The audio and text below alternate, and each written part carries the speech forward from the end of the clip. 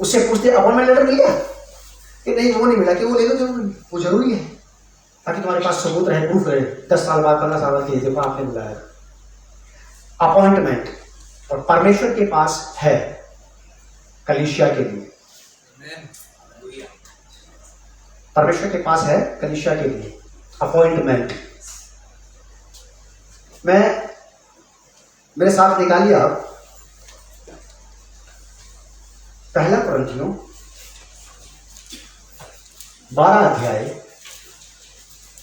4 पद से 11 पद तक, यहां आत्मिक वरदानों के बारे में लिखा है। First Corinthians chapter 12 verse from 4 to 11 पढ़ेंगे हम। वरदान तो कई प्रकार के हैं, परंतु आत्मा एक ही है, और सेवा भी कई प्रकार की हैं, परंतु प्रभु एक ही है। और प्रभावशाली कार्य कई प्रकार के हैं, परंतु परमेश्वर एक ही है, जो सब में हर प्रकार का प्रभाव उत्पन्न करता है।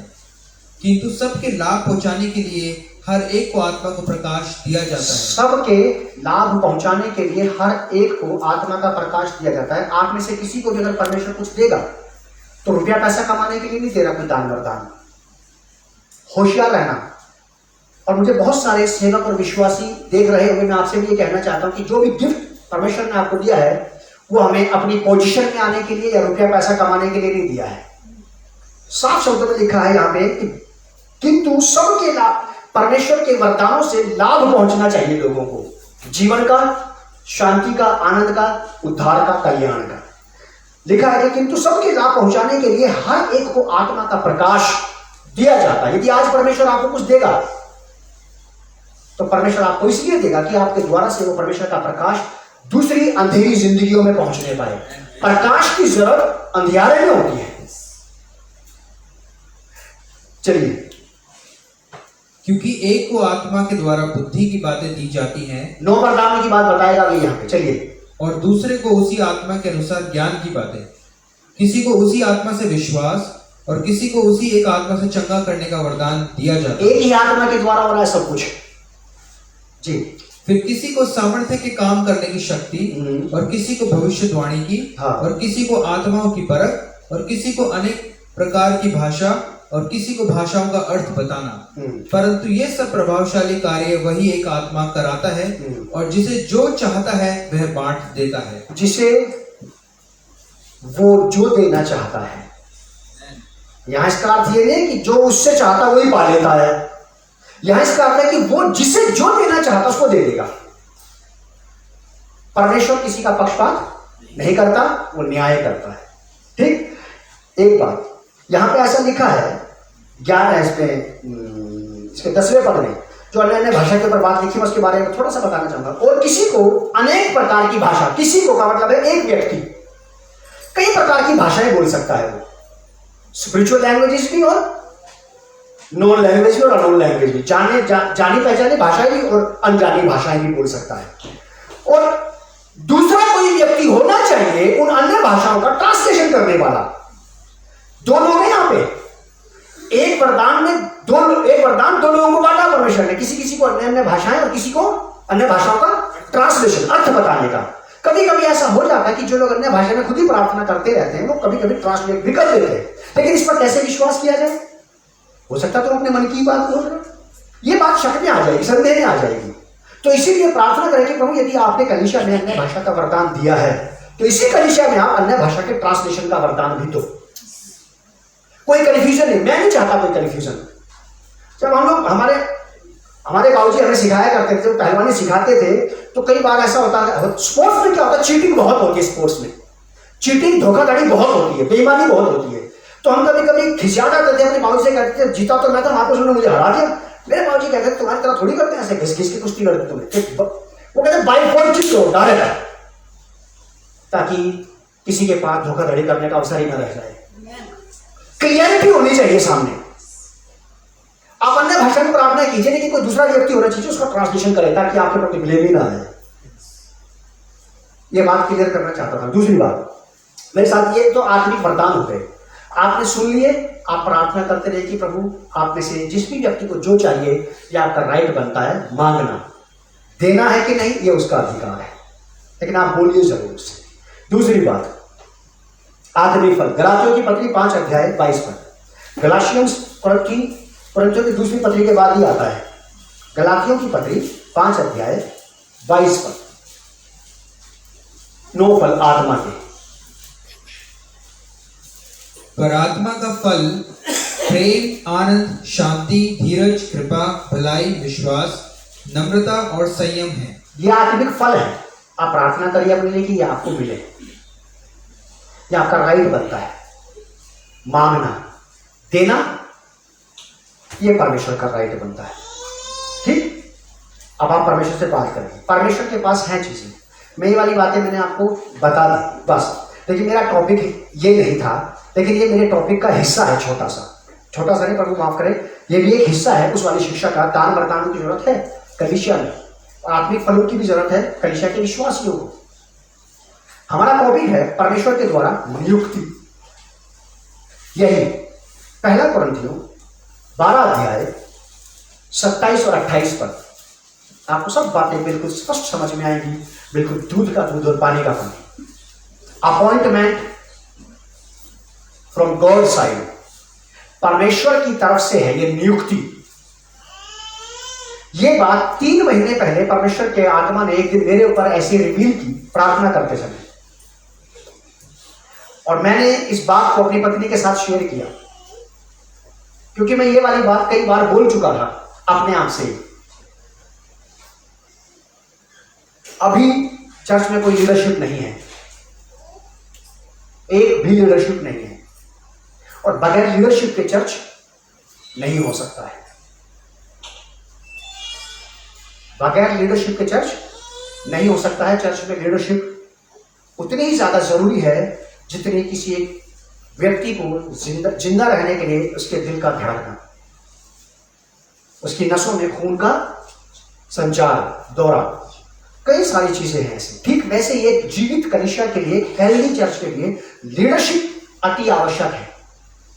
अभी फिलहाल यहां पर कोई लीडरशिप नहीं है, लेकिन मैं बार बार परमेश्वर से कहता हूं कि आप भी जानते हैं, मैं भी जानता हूं कि लीडरशिप की बहुत सख्त जरूरत है। लेकिन मैं इससे हाथ पीछे हटाता हूं, आप अपना काम करो, आप अपना काम करो। एक दिन फास्टिंग प्रेयर में ये बात परमेश्वर के आत्मा ने मेरे ऊपर रिवील की। 1 कुरिन्थियों 12 अध्याय 27 और 28 पद। 1 कुरिन्थियन चैप्टर 12 वर्स 27-28 क्या लिखा है? इसी प्रकार तुम सब मिलकर मसीह की देह हो और अलग अलग उसके अंग हो, और परमेश्वर ने कलीसिया में अलग अलग व्यक्ति नियुक्त किए। परमेश्वर ने अपने आप को, आप अपॉइंटमेंट नहीं दे सकते। I am profit, I am apostle, आप कहेंगे अपने आप को, अच्छी बात है। अगर ये अपॉइंटमेंट हेवनली नहीं है तो एक दिन ये आपको डुबा के मार देगा। चलिए, और परमेश्वर ने कलीसिया में अलग अलग व्यक्ति नियुक्त किए हैं। प्रथम प्रेरित, दूसरे भविष्यवक्ता, तीसरे शिक्षक, फिर सामर्थ्य के काम करने वाले, फिर चंगा करने वाले, और उपकार करने वाले, और प्रबंध करने वाले, और नाना प्रकार की भाषा बोलने वाले। और ये सारे के सारे जो अपॉइंटमेंट्स हैं, एक से ज्यादा लोगों को मिले हैं कलीसिया में। बोलने वाले, वाला नहीं, करने वाले, वाला नहीं आया यहाँ पे, क्या है? वाले। हो सकता है कि अन्य भाषा बोलने वाले लोग ज्यादा हो, एक से ज्यादा। हो सकता है कि इसी कलीसिया में चंगाई का काम करने वाले एक से ज्यादा लोग। हो सकता है कि इसी कलीसिया में भविष्यवाणी करने वाले लोग एक से ज्यादा। हो सकता है कि इसी कलीसिया में प्रेरिताई की सेवकाई पाने वाले एक से ज्यादा। हो सकता है कि इसी कलीसिया में उपकार करने वाले एक से ज्यादा। अपॉइंटमेंट है ये परमेश्वर की तरफ से कलीसिया के लिए। मैंने आपको पिछली बार कहा था कि परमेश्वर कह रहा है कि उसके पास कुछ है आपके लिए। अब आप पाने के लिए तैयार रहिए। आप अपने आप को कहां देखना चाहते हैं? लेकिन कुछ बातें मैं क्लियर करना चाहता हूं, उसके बाद हम लोग आगे बढ़ेंगे। लिखा है कि इसी प्रकार तुम सब मिलकर मसीह की देह हो और अलग अलग उसके अंग हो। प्रभु यीशु मसीह की देह के अंग हैं, हम अलग अलग हैं। हम सारे के सारे लोगों को मिलाकर के हम यीशु मसीह का नाक नहीं है। अगर हम सब मिला के यीशु मसीह का नाक होते तो यीशु मसीह की आंख कहां होती? फिर अगर हम सारे के सारे पूरी कलीसिया यीशु मसीह की आंख ही बन जाती, एक आंख बन जाती, तो कान कहां होता फिर? मतलब कि बॉडी के हर एक्सटर्नल आउटर पार्ट का अपना एक रोल है, अपना एक काम है। आंख अपना काम करेगी, नाक अपना काम करेगा, कान अपना काम करेगा, जीभ दांत होंठ अपना काम करेंगे, उंगलियां हाथ अपना काम करेंगे। हर एक पार्ट का अपना अपना अलग अलग काम है और हम सब मिलाकर के परमेश्वर मसीह की देह के अंग हैं। आज आपको परमेश्वर इस कलीसिया के अंदर पता नहीं कौन सी सेवा सौंपते हैं, पता नहीं क्या दे दे वो आपको, कि वो खुद देना चाहता है। 28 पद में क्या लिखा है? और परमेश्वर ने कलीसिया में अलग अलग व्यक्ति क्या किए हैं? नियुक्त। चलिए, अगर वही करता है तो फिर उसी को करने दिया जाए। लेकिन आपको मैं ये वाली बात बता देना चाहता हूं, पता नहीं ये चीज आपको आज ही मिलेगी या बाद में मिलेगी, लेकिन ये नियुक्ति, ये अपॉइंटमेंट्स परमेश्वर के पास हैं। वैकेंसीज हैं, प्लेसेस हैं, परमेश्वर के पास रिस्पॉन्सिबिलिटीज हैं आपके लिए। किसको देगा परमेश्वर, क्या देगा, मुझे नहीं पता, लेकिन जब वो देगा तो कंफर्म जरूर करके बताएगा कि ये मेरी ओर से है। ध्यान से सुनिए। और परमेश्वर ने कलीसिया में मुझे बहुत सारे लोग सुन रहे होंगे, मैं चाहता हूं कि वो लोग भी अच्छे से सुने और जाने कि बात क्या है। कलीसिया में अलग अलग व्यक्ति नियुक्त किए हैं। मैं कई सारे ऐसे अपने शहर के पास्टर, प्रचारकों, विश्वासियों को, बिलीवर्स को, मिनिस्टर्स को जानता हूं जो कलीसिया के बाहर सेवा कर रहे हैं। इसके बाहर, कलीसिया के बाहर, उनके पास कलीसिया नहीं है, but they are serving the lord. मैं यहां बैठा था, जब आराधना चल रही थी, मैं ऐसी बात करता परमेश्वर के आत्मा से। परमेश्वर की आत्मा से मैं जानना चाहता था, मैं सीखना चाह रहा था कि क्या है आखिर।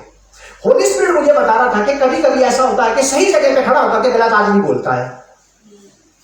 जगह सही होती है, आदमी खराब होता है। समझ आ रही है आपको मेरी बात? कभी कभी ऐसा होता है कि जगह खराब होती है, वहां से सही आदमी को बात करनी पड़ती है, एक सीधे साधे सच्चे खरे व्यक्ति को।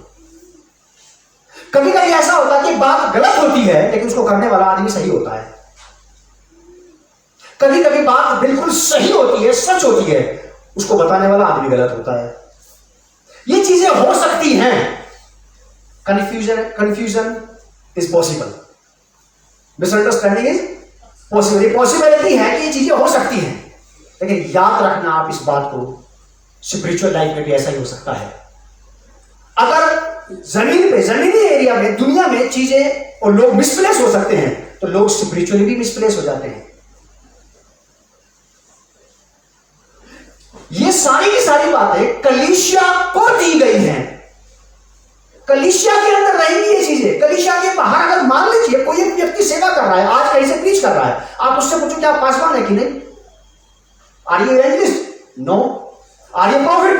No. You have church? No. Why you are preaching about Christ outside of the church? समझ में आ रही है आपको मेरी बात? गिफ्ट्स, दान वरदान परमेश्वर ने चर्च के काम के लिए दिए हैं, ताकि कलीसिया को मॉडिफाई किया जाए, अपने आप को नहीं। ऐसे लोगों को मेरी प्रार्थना करूं कभी मत देना जो अपने आप को ही अपना किला मजबूत करें, अपना गढ़ मजबूत कर लें, अपने आप को सजाए संवारें, अपने आप को स्प्रेड करते हैं आउट ऑफ चर्च। समझ आ रही है आपको मेरी बात? अगर यहां भी एक भी व्यक्ति और स्त्री और पुरुष किसी दिमाग का पाया गया, परमेश्वर देगा तो जरूर, लेकिन वही देकर उतना ही देकर के छोड़ देगा, बस उससे आगे वो कहीं नहीं जाएगा। अगर एक व्यक्ति गलती कर सकता है तो मेरा ये मानना है कि 2500 लोग भी गलती कर सकते हैं। अगर एक व्यक्ति मिसप्लेस हो सकता है तो 10 लाख लोग भी मिसप्लेस हो सकते हैं। अगर एक व्यक्ति मिसफिट हो सकता है तो 50 करोड़ लोग भी मिसफिट। दुनिया में अकेला नहीं थोड़ा उसने गलती करनी है, बहुत सारे लोग हो सकते हैं गलती करने। आप ही अकेले थोड़ी सी मिस्टेक हुई है कभी। यहां साफ शब्दों में लिखा है, आपको समझनी पड़ेगी बात को, आपको कुछ दिया जाएगा। यहां पे ऐसे कितने लोग हैं जो अपने घर से सुबह कमाने के लिए निकलते हैं और कमाई को लेकर के पड़ोसी के घर चले जाते हैं कि तुम ले लो। ऐसा भला आदमी है यहाँ पे? कोई भी अच्छा आदमी नहीं है यहाँ पे ऐसा। क्या अच्छे तो है, लेकिन हम इतने अच्छे नहीं है भाई कि सुबह से शाम तक वहां पे जाकर के हम काम करें और जो कमाई मिले उसको लेकर के जाकर के किसी पड़ोसी को आप ले लो भैया, आप जियो खाओ ऐश करो, हमारा क्या है, हम तो ऐसे ठीक है। कर लेंगे ऐसा? हम ऐसा नहीं करते, जबकि हमारे पास लिमिटेड दिमाग है, लिमिटेड लाइफ है। गॉड जिसकी लाइफ भी अनलिमिटेड है, माइंड भी अनलिमिटेड है, वो इस प्रकार की गलतियां कैसे कर सकता है कि जो लोग काम नहीं आएंगे उसके राज्य के, उनको कैसे भर दिया जाए, कैसे भर दिया जाए इनको, जबकि वो अल्फा और ओमेगा है, आदि और अनंत है। वो आज की और आने वाले दिनों की सारी बातें जानता है कि कौन उसको कब कहां कैसे धोखा देगा। मैं आपको ये बताना चाहता हूं कि कलीसिया को दिए गए हैं ये सारे के सारे अपॉइंटमेंट्स। कलीसिया के बाहर एक भी नहीं। अगर कोई कलीसिया के बाहर इस अपॉइंटमेंट को लेकर के काम करता हो या कर रहा हो, तो माय डियर, मैं आपसे ये कहना चाहता हूं कि you are standing in a wrong place. अब गलत जगह पे है। क्योंकि मैं एक पादरी साहब से मिला कहीं पे, किसी फंक्शन में, ऐसी बातचीत हुई, तो मैंने उनसे बात की, कैसा चल रहा चर्च, कलीसिया कैसे चल रहा, कि मेरे पास कलीसिया नहीं है। और नाम उनका क्या? रेवरेंड फलाने फलाने। उन्होंने मुझसे यही इंट्रोडक्शन दिया है, रेवरेंड ये मिनिस्ट्री कि मेरा चर्च मिनिस्ट्री नहीं है मेरी। क्या है मिनिस्ट्री आपकी? कि मैं घूम घूम के अलग अलग जगहों पे जाकर प्रीच करता हूं। तो मैंने उनको बोला कि ये कैसे कर सकते हैं आप? कि मतलब मैं अगर प्रीचिंग की मिनिस्ट्री तो कलीसिया को दी गई है, ये कलीसिया के थ्रू काम करेगी। वो बिल्कुल चुप। वो सोच रहे थे कि मैं भी उनकी बात सुनकर के ताली बजा दूंगा, हाँ हालेलुया प्रेज़ द लॉर्ड, अच्छा कर रहे हैं। मुझे तो बाइबल का नॉलेज था। तो मैंने उनको बोला कि अगर आपको प्रीच करना है तो कलीसिया चलाओ। आप अगर मिनिस्ट्री में है तो चर्च प्लांटिंग करो, चर्च प्लांट करो और चलाओ आप उसे। तो मैंने बोला कि अच्छा आप एक बात नहीं, फिर अगर आप चर्च नहीं जाते, आपके पास आपकी चर्च मिनिस्ट्री तो होली कम्युनियन के लिए क्या करते हो? कह रहा होली कम्युनियन तो मुझे खुद भी लेना पड़ता है, इसलिए मुझे बुलाना पड़ता है 2-4 लोगों को अपने साथ। घर के पड़ोस के जान पहचान के लोग को बुला लिया, महीने के बाद होली कम्युनियन मुझे खुद भी चाहिए, इसलिए मुझे करना ही पड़ेगा ये वाला काम। फिर एक लड़का हो, फिर एक पादरी हो, और ऐसे ही कर करके फिर मैंने दोनों को समझाया और आज उनके पास अच्छे चर्च चल रहे हैं।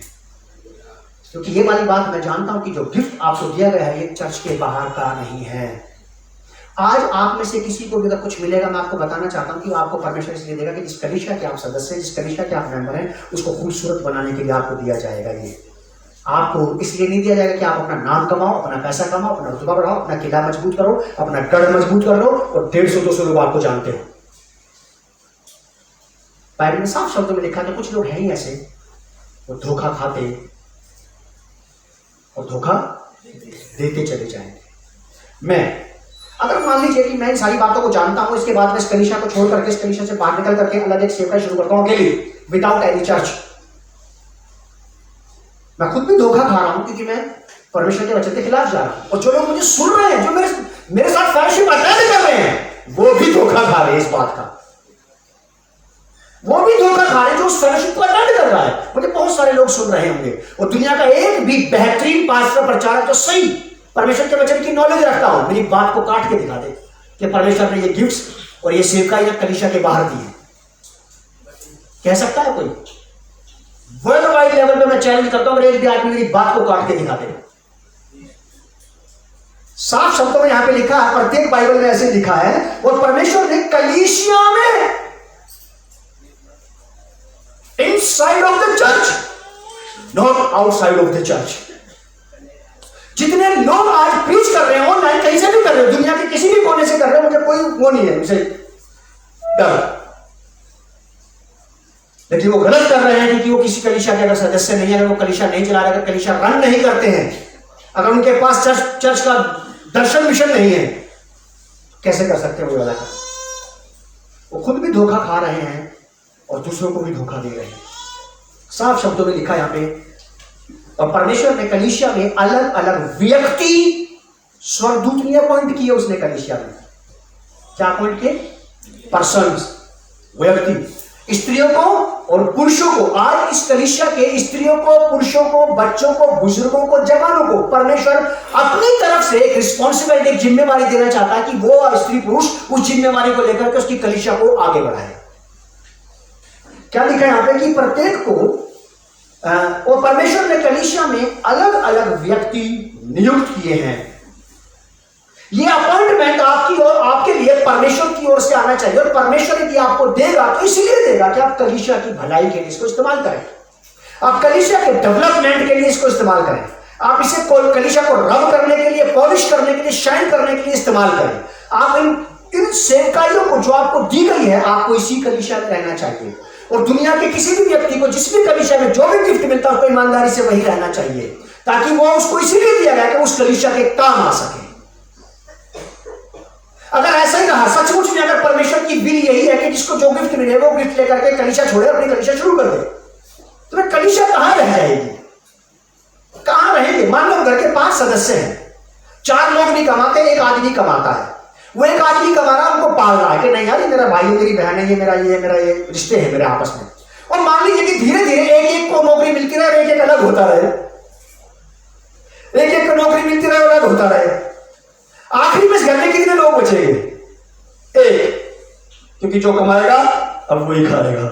जब इनके पास नौकरियां नहीं थी तो फैमिली ज्वाइंट थी, और जब नौकरियां आई तो लेते गए नौकरियां और अलग चलते चले गए। कलीसियाओं में भी ऐसा ही होता, जब तक कोई गिफ्ट और कोई अपॉइंटमेंट काम नहीं करता किसी की लाइफ में, तब तक वो कलीसिया का सदस्य बना रहता है। जब उसके जीवन में एक काम होता है, वो इसको लेकर के अलग जाकर के नया काम शुरू कर देता है, विदाउट कॉलिंग ऑफ गॉड। मैं आप लोगों को ये बताना चाहता हूं, कलीसिया को मैं समझाना चाहता हूं कि आपको जो कुछ भी आज दिया जाएगा या भविष्य में परमेश्वर आपको जो कुछ भी देगा, कोई भी गिफ्ट, वो आपको इसीलिए दिया जाएगा कि आप कलीसिया के निर्माण में इसको लगाओ। अपने आप को सजाने संवारने में मत लगा देना कि लोग आपको जाने, लोग आपके पीछे घूमें, लोग आपको फोन करें, लोग आपसे पूछते रहें, लोग आपसे पूछ करके अपने कपड़े खरीदें, लोग आपसे पूछ करके घर खरीदें, लोग आपसे पूछ करके सीट बदलें, लोग आपसे पूछ करके बल्ब बदले, लाल लाना पानी जाके नीला लाना है, नहीं सफेद लाना है, अच्छा ठीक है, घर में लाइट सफेद है, अंदर डार्कनेस है। कोई फायदा नहीं है इससे। फिर क्या कहता है कि और परमेश्वर ने कलीसिया में अलग अलग व्यक्ति नियुक्त किए हैं। पहले प्रेरित, जितने भी अपोस्टल्स हैं, ये अपोस्टलिक गिफ्ट कलीसिया के अंदर काम करेगा, कलीसिया के अंदर काम करेगा, कलीसिया के बाहर नहीं। जो भी आपको अकेला घूमता मिल जाए अपोस्टल, और आप उससे पूछे कि आप क्या करें, मैं अपोस्टल हूं, किस चर्च से जुड़े हैं? चर्च नहीं जुड़ा, मैं तो ऐसे घूम घूम के सेवा करता हूं। आप बोलना कि आप बिल्कुल रॉन्ग हैं। प्रेरित पौलुस, प्रेरित पतरस को सुसमाचार प्रचार करने के लिए यरूशलेम की कलीसिया भेजती थी, और वो लंबा राउंड लगा के वापस घूम के आते थे, कलीसिया में गवाही देते थे कि मैं वहां गया, मैं वहां गया, मैं वहां गया, मैं वहां गया, वहां ऐसा हुआ, वहां ऐसा हुआ, वहां ऐसा हुआ, वहां ऐसा हुआ, क्योंकि कलीसिया ने उनको भेजा था, उनको कलीसिया को रिपोर्ट करना चाहिए आकर के। प्रेरितों की किताब में तो ऐसा ही लिखा, मैंने तो यही पढ़ा है बाइबल में आज तक। अकेला घूमता नजर आ जाए तो आप जान जाना कि भटकनाथ के हवाले हो गया यार, जिंदगी में भटकता फिरेगा ये अकेले। कुछ लोग अकेले ही होते हैं, अपने घरों में भी और जगह पे भी ऐसे भूत की तरह अकेले घूमते रहते हैं, पूरे घर के अंदर पूरी जिंदगी में अकेले घूमते रहते हैं। बिलीवर्स, आपको बिलीवर्स तो होना है, सेंटिमेंटल बिलीवर नहीं होना, जिसने भी हालेलुया बोलते हुए आपने घुटने टेक दी जय हो, ये नहीं करना है आपको। वो हालेलुया बोल रहा है, आपको सुनना चाहिए कि क्या कह रहा है। एक पादरी साहब है जो प्रेज द लॉर्ड बोलते लेकिन उनके मुंह से आ रहे थे पैसे लाओ। अभिषेक जाता है, जाता मेरी पत्नी बच्चे जानते हैं, हम उनके साथ फेलोशिप क्यों, पैसे लो पैसे लो पैसे लो पैसे लाओ। प्रेज द लॉर्ड बोल रहा, क्लियर वर्ड, बाइबल में लिखा था, तू शब्द को स्पष्ट नहीं बोलेगा और सुनने वाले को समझ नहीं आएगा, वो क्या निर्णय लेगा फिर। प्रेज द लॉर्ड बोला, पैसे लो पैसे।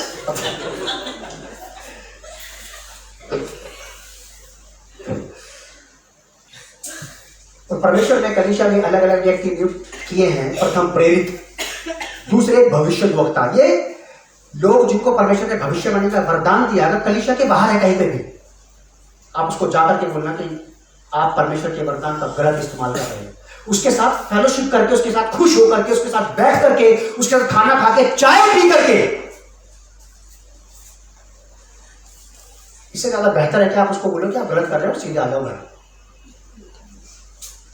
आप खुद भी बिगड़ोगे, दूसरों को बिगाड़ोगे। हम ऐसे मिसप्लेस लोगों के साथ फेलोशिप करते हैं, ऐसे मिसप्लेसेस लोगों को सुनते हैं बैठ करके।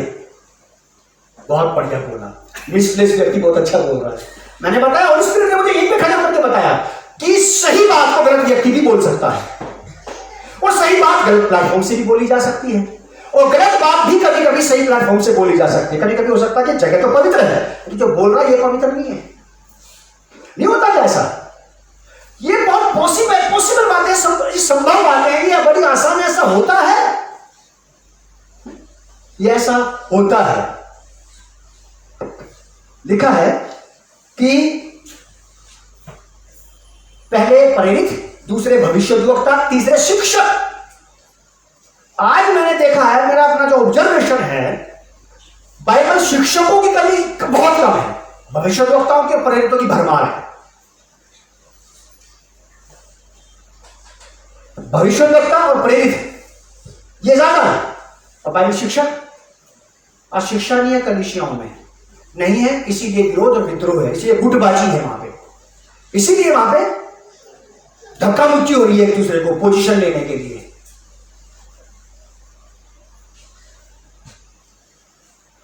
और परमेश्वर ने कलीसिया में अलग अलग व्यक्ति नियुक्त किए हैं, प्रथम प्रेरित, दूसरे भविष्यद्वक्ता, तीसरे शिक्षक, चौथे सामर्थ्य के काम करने वाले। सामर्थ्यशाली काम परमेश्वर आपसे करवाना चाहता है कलीसिया के अंदर, कलीसिया के बाद ही। लेकिन किस लिए करवाना चाहता है?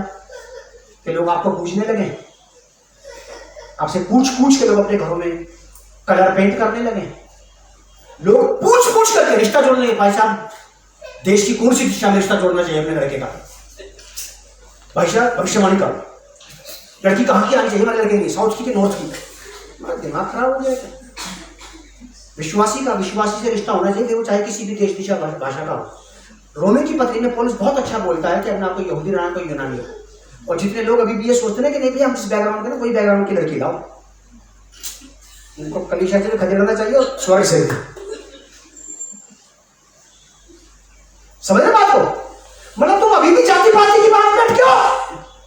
तुम अभी भी ट्राइब्स, कास्ट और गोत्र में उलझे हुए हो।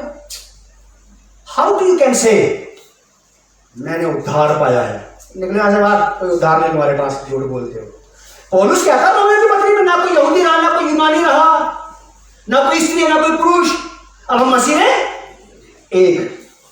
उसका ये अर्थ था यहूदी और यूनानी बोलना, क्योंकि अन्य अन्य जाति के लोग आ रहे थे, लोग शादी करने के लिए एक दूसरे से बड़ा गुरेज करते थे, और आज भी परहेज चलता है। जिन कलीसियाओं में आज भी परहेज चलता है लड़के लड़कियों की शादी का, कलीसिया का तो उद्धार हो गया, और कलीसिया तो हो सकता है परमेश्वर की ओर से, लेकिन ये लोग परमेश्वर की ओर से हैं, ये बिल्कुल गलत है बात। इस प्रकार की बात करने वाले लोग ये परमेश्वर की ओर से नहीं हो सकते। ये सीखा है मैंने बाइबल से, इसे कहते हैं रियल शिक्षा, ओरिजिनल शिक्षा कहते हैं इसे। कैसे पता पड़ेगा किसी को?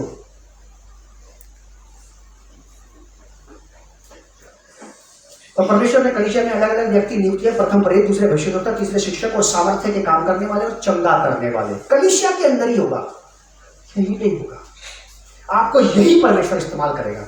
जितने लोगों ने अपने बच्चों को पढ़ाया लिखाया, खूब रुपया पैसा कमाने के लिए योग्य बना दिया, जब बच्चा रुपया पैसा कमाने लगे तो पहली तनख्वाह में उसको पापा को बोलना चाहिए आज मैं घर नहीं आऊंगी, क्यों? मैंने किराए पर ढूंढ लिया है। बेटा ये कौन सी बात है कि वो अब मैं कमाने लगी ना तो मैं कमरा भी ढूंढ लिया किराए पर पापा। कलीसिया में भी अगर ऐसा होने लगे जिसके अंदर जो भी गिफ्ट काम करने लगे वही व्यक्ति अलग हो जाए। परमेश्वर ने किस लिए दिया था गिफ्ट? अपना किला मजबूत करने के लिए, अपना गढ़ मजबूत कर लो, अपनी संपत्ति पक्की कर लो पहले, बाकी जिसका जो होगा देखी जाएगी। नहीं, अगर आप चर्च के बाहर यहाँ सेवा कर रहे हैं, कोई भी व्यक्ति दुनिया के किसी भी कोने का कोई भी पास्टर, प्रचारक, बिलीवर सेवा कर रहा है, कलीसिया के आउट ऑफ चर्च है वो किसी कलीसिया से कुछ का लेना देना नहीं है। आप उसको समझाना कि मेरे प्रिय अब बहुत गलत काम कर रहे हो, अब वापस नहीं जाओ घर, अब वापस घर जाओ अपने, और अपना बेनिफिट अपनी फैमिली को दो, अपना फायदा दो अपने परिवार को जिसकी आपको जरूरत है।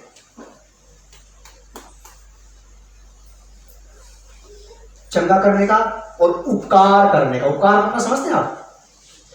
उपकार करना क्या होता है? किसी को कुछ देकर के भूल जाना, किसी की भी हेल्प के लिए हाथ बढ़ाना और छोड़ देना, इसे कहते हैं उपकार। लोगों में उपकार करना, शांति का उपकार करना, आनंद का उपकार करना, रुपए का उपकार करना, कपड़े का उपकार करना, खाने का उपकार करना, दया का उपकार करना, क्षमा का उपकार करना। क्षमा कर दो, छोड़ दो, रुपया दे दो, छोड़, हेल्प करो, छोड़। उपकार करना सीखिए कलीसिया। और आप तब तक नहीं कर सकते जब तक आपको स्वर्ग से ना दिया जाए, क्योंकि ये तो अपॉइंटमेंट फ्रॉम गॉड है। अगर आप उपकार करना सीख गए हैं और कलीसिया के बाहर उपकार कर रहे हैं, लॉकडाउन में खूब राशन बटा, पूरी दुनिया में के प्रचार करने पड़े, फोटो खिंचवाए, मगर तो घर में नहीं मिल रहे क्या ऐसे लोग जिनको जरूरत है?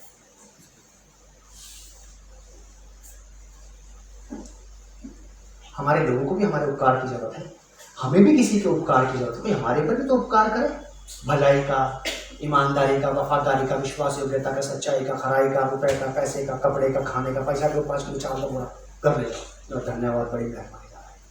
समझ रहे बात को? उपकार का ये गिफ्ट फ्रॉम हेवन है कलीसिया के लिए, note for out of church, बाहर के लिए नहीं है। बाहर भी कर दो आप, उपकार तो किसी ने भी किया जा सकता है, लेकिन जो परेत का, भविष्यद्वक्ता का, चंगाई का जो गिफ्ट है कलीसिया के अंदर काम करना चाहिए। आपको मिलेगा, मिलेगा आपको। जब मिल जाए तो उसका राइट यूज करना। जब मिल जाएगा तो ये बताना इस पादरी के बस की कुछ नहीं है, अब कुछ नहीं है इसके बस की। हाँ, लोगों ने कही मुझे याद बात है, कुछ नहीं अब यहाँ पे कोई बात नहीं। बहुत सारे टीचर ऐसे होते हैं जिन्होंने, टीचर थे, अपने स्टूडेंट्स को पढ़ाया, टीचर की सैलरी 45,000 रुपए है, इसको पढ़ाकर उसने ट्रेंड किया, उसकी 1.5 लाख रुपए सैलरी है। इसका मतलब क्या है कि स्टूडेंट आगे निकले टीचर बेकार हो गया? नहीं, इसका अर्थ कभी ये नहीं बनता। इसका अर्थ ये बनता है कि मेरे पास 1.5 लाख की सैलरी है, तो मैं आपको जो खींचा खाच पड़ रही है ना इसमें, मैं इसमें आपकी हेल्प करूंगा। ये नहीं सोचते कि मैं ये गिफ्ट हो सकता है कि इस कलीसिया का जो पासवान इसके पास ये वाला गिफ्ट नहीं है। भाई साहब कोई बात नहीं, मेरे पास तो है, आप दाया मैं बाया, दोनों एक साथ मिलकर काम करेंगे। चलो भविष्यवाणी की भाई साहब आपके पास, मेरे पास तो है, चलिए आप दाया हाथ मैं बाया हाथ इस कलीसिया का चंगा करने का, उपकार करने का, मतलब अपना अपना हाथ लेके आप निकल जाओगे। परमेश्वर फिर भी देगा, उसके बाद भी देगा। परमेश्वर ने बहुत सारे धोखेबाजों को ये चीजें दी हैं और फिर देता रहेगा। ये तो लोगों पर डिपेंड करता है कि वो परमेश्वर को कब और कैसे धोखा देंगे। मुझे कोई धोखा नहीं दे रहा, मैं आपको धोखा थोड़ी दे रहा, मैं तो खुद धोखा खा रहा हूं। और फिर चंगा करने वाले, उपकार करने वाले, प्रबंध करने वाले, प्रबंधक भी होते हैं कलीसिया में। कुर्सियां लगवाने वाले, लाइट लगवाने वाले, सोफे इधर से उधर खिसकवाने वाले, सामान को वापस पैक करवाने वाले, फर्श साफ करने वाले, गाड़ियां लगवाने वाले, कलीसिया में कोई फंक्शन हो, खाने पीने का कोई अरेंजमेंट हो तो उसका अरेंजमेंट करने वाले। भाई साहब मेरे लिए क्या काम है, तुम टेबल पे यहाँ खड़े रहना, मेरे लिए भी तुम बर्तन उठा के भागते रहना, ठीक है। प्रबंध करने वाले लोग, प्रबंधक, मैनेजमेंट जिसे कहते हैं, कलीसिया को दे दिया। प्रबंध करने वाले और नाना प्रकार की भाषा बोलने वाले, ये सारे गिफ्ट कलीसिया को दिए जाएंगे, कलीसिया के लिए है। और कलीसिया को मैं बताना चाहता हूं कि जब आपकी चीज मिले तो आप कलीसिया को छोड़ के भागो मत। दुनिया का कोई भी बिलीवर दुनिया के किसी भी कोने में रहता हो, उसको उसी कलीसिया के साथ ईमानदारी, वफादारी, विश्वास योग्यता दिखानी चाहिए। जो कुछ परमेश्वर ने उसको वहां के लिए दिया है उसको ईमानदारी से वही के लिए सौंप देना चाहिए। तो बस मैं आपको ये वाली बात बताना चाहता हूं कि परमेश्वर आज आपको देना चाहता है, कौन क्या लेना चाहता है, अब ये आपको बताना पड़ेगा उसे। और जब वो आपको देगा आप करेंगे क्या, इसका क्या करेंगे आप इसका? परमेश्वर से बात करो आपके, प्रभु जब आप मुझे ये दे, मेरा दिमाग सेंटर में रखना, मेरी अकल को बिल्कुल ठीक रखना। जिस फैमिली के साथ आपने मुझे जोड़ा है उसी फैमिली को मेरे सारे बेनिफिट मिलने चाहिए। गलत है मेरी बात? मैंने ऐसा समझदार, ऐसा विद्वान आदमी आज तक नहीं देखा जो अपने परिवार को छोड़ किसी दूसरे परिवार को अपने सारे फायदे देता। हम अब दूसरे परिवार को थोड़ा मोड़ा फायदा तो अपना दे सकते हैं, लेकिन हम अपना सारा ही फायदा किसी और को देकर के बीवी बच्चों को ताक पे नहीं रख सकते। ठीक जस्ट वैसे ही जब आपको ये गिफ्ट्स मिलते हैं तो आप इस कलीसिया के अलावा किसी और कलीसिया की भी हेल्प कर सकते हैं, आप किसी और पास्टर प्रचारक की, किसी दूसरे विश्वासी की भी हेल्प कर सकते हैं। लेकिन ये करके नहीं कि भाई यहाँ का ताला लगा दे बाकी सब कुछ बाहर ही रहेगा। ये नहीं। अगर मेरी बात गलत है, आप में से कोई भी व्यक्ति मुझे खड़ा करके करेक्ट कर सकता है, मैं आपको पूरा अधिकार देता हूं और पूरे विश्व स्तरीय बात लेवल पे मैं ये बात कह रहा हूं। एक भी पास्टर पढ़ता है बाइबल का विद्वान मेरी बात को गलत बता दे, क्या गलत कह रहे हो, जो पनिशमेंट वो देगा मैं ले लूंगा। और अगर मेरी बात सही है तो फिर मानो, या तो मुझे करेक्ट करो या फिर करेक्ट हो जाओ, तो मुझे सही करो या फिर सही हो जाओ। तो अवसर है आपके पास। और यही थी वो वाली बात जो परमेश्वर आपको बताना चाहता है। मेरे साथ निकालना याकूब की पत्री 1 अध्याय 17 पर, वहां साफ शब्दों में एक बात लिखी है, जेम्स चैप्टर 1 वर्स 17। इब्रानियों की पत्री के बाद आता है याकूब की पत्री। क्या लिखा है? क्योंकि हर एक अच्छा वरदान हाँ, और हर एक उत्तम दान हाँ, ऊपर ही से है, हाँ, और ज्योतियों के पिता की ओर से मिलता है। बस, और ज्योतियों के पिता की ओर से मिलता है। ज्योतियों के पिता की ओर से ज्योति और प्रकाश, जैसा हमने पढ़ा था अभी पहला कुरिन्थियों में, ज्योतियों के पिता की ओर से ज्योति आएगी और वो ज्योति का काम करेगी, प्रकाश का काम करेगी। और अंधकार के पिता की ओर से अंधकार आएगा और वो अंधकार का ही काम करेगा। फिर वो अंधकार का काम चाहे स्वभाव से हो, व्यवहार से हो, बोली भाषा से हो, तौर तरीके से हो। फिर से मैं आपको बता देना चाहता हूं ये वाली बात कि ऐसा हो सकता है, ये संभव है, पॉसिबल है ये, कि सही जगह से गलत व्यक्ति बोल सकता है, सही जगह पे खड़ा करके गलत व्यक्ति बात कर सकता है, और एक गलत व्यक्ति भी सही जगह से खड़ा करके सही बात कर सकता है। आपको मुझे पहचानना पड़ेगा कि यार आदमी तो सही है लेकिन बात गलत कर रहा है। अब ये नहीं कि आदमी मेरा दिल पसंद है, बात गलत कर रहा, कोई बात, इसकी बात भी सही है, और ये क्या, इसे कहते हैं अंधभक्त, जो वर्ल्ड में और चर्च में दोनों ही जगह मिलते हैं, दोनों जगह मिलते हैं, कलीसियाओं में मिलते हैं अंधभक्त। एक आदमी अगर पसंद आ जाए तो उसकी सारी गलतियां माफ, और जो पसंद नहीं आ रहा उसकी सारी अच्छाई बेकार, किसी काम का नहीं वजह से। ऐसा नहीं करना। हम परमेश्वर के लोग हैं, बिल्कुल सही सीध में चलेंगे, अपने आप को ठीक करते हुए अपनों को ठीक करते हैं, चाहे वे हमारे साथ रहे या ना रहे। कभी कभी ऐसा होता है, गलत संगति में जाने से बेहतर है अकेले रहना। अकेले रहो घर में, आप पवित्र आत्मा के साथ संगत में, बिगड़ने से ज्यादा, खराब होने से बेहतर है अकेले रहना। तो पॉसिबिलिटी है सही की और गलत की। अब परमेश्वर कलीसिया को देना चाहता है, आप लोग अपनी अपनी जगह पर खड़े हो जाएं और बात करें परमेश्वर से। लेकिन याद रखिए, वो आपको इसलिए देगा कि आप उसके काम आए, उसके लोगों के काम आए, उसकी कलीसिया के काम आए। और यही समय होगा बीज बोने का भी, बीज बोने का भी यही समय है। और आराधना की टीम सामने आ जाए, आराधना की टीम आराधना करेगी और आप लोग बिल्कुल तैयार रहें। किसको क्या देने वाला है परमेश्वर, क्योंकि हर एक उत्तम दान और उत्तम वरदान ऊपर से ज्योतियों के पिता सेनाओं के यहोवा ही की ओर से आता है। कौन सा दान आपको चाहिए, कौन सा वरदान आपको चाहिए, कौन सा गिफ्ट आप परमेश्वर से पाना चाहते हैं, लेकिन जो आप पाना चाहते हैं उसके लिए आप कंफर्म करें कि मैं जो कुछ आप मुझे देंगे मैं आप में लगा दूंगा। वो वाला गाना याद करिए कि जो भी है तूने दिया, जो कुछ तूने दिया है मैं उसको लेकर के तेरा धन्यवाद करने के लिए आया, उसी से तेरे काम करूंगा, उसी से तेरी सेवा करूंगा, तेरा ही काम करूंगा। चलिए शुरू करेंगे हम लोग आराधना। आप लोग सब बातों को भूल जाना, परमेश्वर देने जा रहा है आपको, जो कुछ वो आपको देगा आप उसे उसी के काम में लगा दो। जिस कलीसिया के लिए, जिस परिवार के साथ उसने आपको जोड़ा, उसी परिवार की भलाई में लगा दो। दूसरे परिवारों को भी हम उसकी भलाई दे सकते हैं, लेकिन पहले अपना।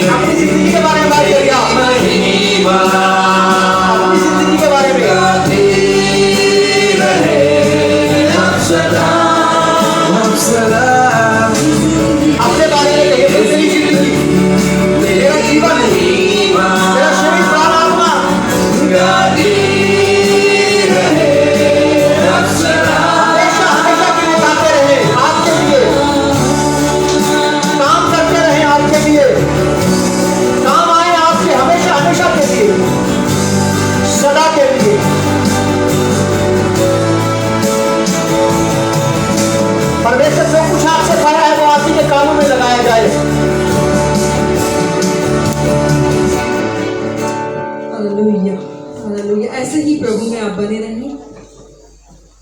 बड़े धीरज के साथ ठहरे रहिए, ऐसे शांति से। और पवित्र आत्मा को अपने अंदर आप काम करने दें। आमीन, हालेलुया। जो भी आपने सुना है, इधर उधर मत ताकिए, आप खो जाइए, भूल जाइए। आज जो भी आपके कानों में, आपके हृदयों में प्रभु के वचन अनुसार हुआ है, और बखार आप उसे स्वीकारें और प्रभु से कहें, ये सच है प्रभु जी कि आप मुझे चुनकर अपने करीब ले आए हैं प्रभु। वचन ऐसा बताता है कि तुमने नहीं बल्कि मैंने तुम्हें चुना है। प्रभु हम आपके चुने जाने का कद्र कर सके प्रभु जी, हम आपकी पहचान बन सके प्रभु जी। आपने हमारे लिए प्रभु अपने आप को बलिदान किया है प्रभु। मेरे लिए प्रभु आपने अपने आप को क्रूस पर बलिदान किया है प्रभु। आपने मेरे लिए कीमत चुकाई है प्रभु। आज मेरा समय है प्रभु, जबकि प्रभु आप नियुक्ति करने वाले परमेश्वर हैं प्रभु। आप मेरी नियुक्ति करें स्वामी, ताकि मैं आपके काम आ सकूं, आपकी कलीसिया के काम आ सकूं। नया प्रबंधन बनाना चाहता है वो नई लीडरशिप खड़ी करना चाहता है। किसको लेगा मुझे नहीं पता। हमारे बीच में बहुत सारे जवान पति पत्नी हैं, बच्चे हैं, फैमिलीज हैं, मैं नहीं जानता, मुझे नहीं पता किसको ले लेगा, लेकिन वो नई लीडरशिप खड़ी करना चाहता है और अपॉइंटमेंट वो खुद करेगा, वो खुद नियुक्ति देगा। किसको देगा पता नहीं। वो एक नया प्रबंधन खड़ा करना चाहता है, नया मैनेजमेंट बनाना चाहता है इस कलीसिया के अंदर, नई लीडरशिप लाना चाहता है। अब आप उससे कहें कि प्रभु यदि आप चाहें तो मुझे खड़ा कर, मेरी पत्नी को, मेरे बच्चों को, हमें खड़ा करके हम कलीसिया में काम आए। Thank you, Jesus, Lord. Hallelujah. Oh God Almighty. परमेश्वर तू और किसी भी हृदय को कुछ नहीं जानता।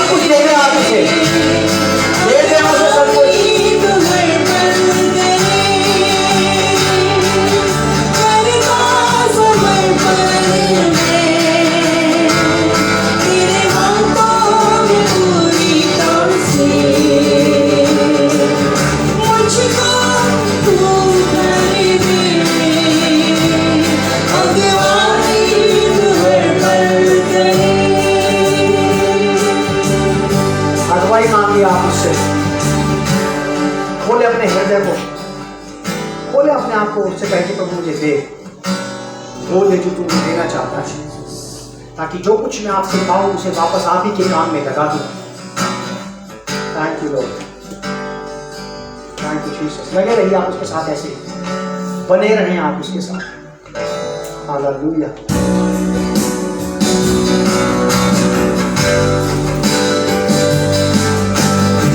मांगिए, आप उससे मांगिए, जो कुछ उसके पास है सब आप ही के लिए है, लेकिन वो इसीलिए देगा कि कलीसिया के काम आए सब कुछ, कलीसिया के बाहर नहीं।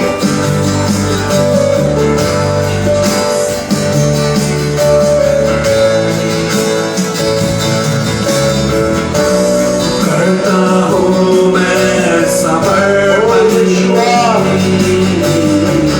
ये आत्मा और ये जीवन, करता हूँ मैं समर्पण, ये आत्मा और ये जीवन, हाथों को उठा के मैं घुटनों पे आ रहा हूँ। जाइए उसके पास, हाथ का मेरे घुटनों पे सिर पाके जाएगा। झुका के मैं आपको निराश नहीं लौटाएगा, हाथ हाथ नहीं लौटाएगा। से ये कह रहा हूँ, पवित्र आत्मा, पवित्र आत्मा, पवित्र आत्मा, पवित्र आत्मा का भाई, पवित्र आत्मा, ये वहाँ तो अपने लिए सहायता करे जहाँ प्रवेश कर उसको भर सके। Thank you Lord, Lord Jesus, thank you very much for your spirit, oh Lord. Thank you Jesus, from mighty Holy Spirit. करता हूँ मैं समर्पण समर्पण, समर्पण करें आप, ताकि भरे जा सके। ये आत्मा और ये जीवन, कहें उसको बोल दे। करता हूँ मैं समर्पण,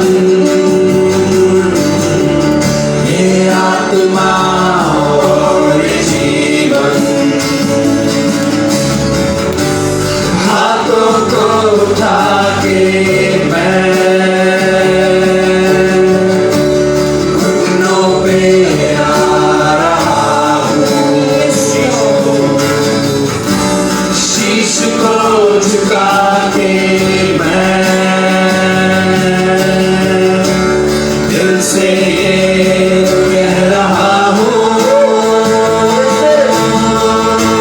Divine supernatural पवित्र आत्मा, पवित्र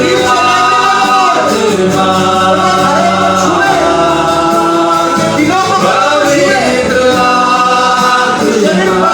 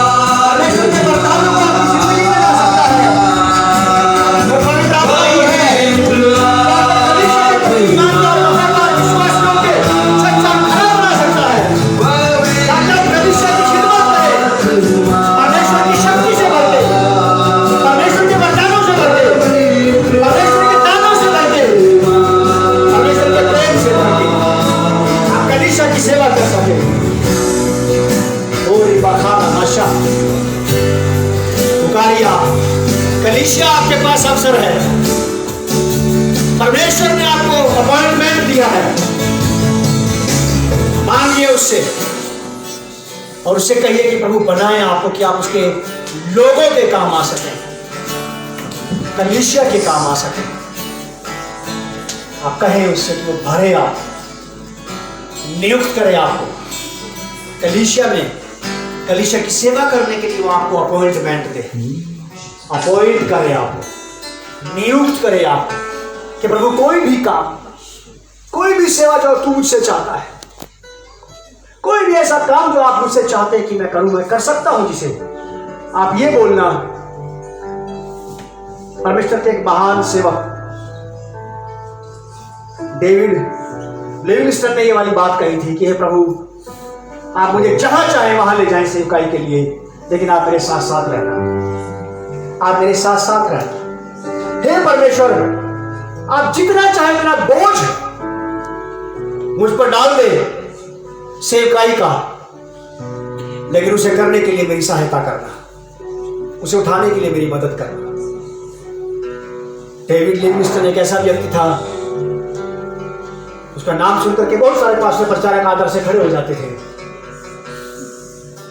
परमेश्वर ने सिंपल व्यक्ति को एक महान प्रचारक बनाया।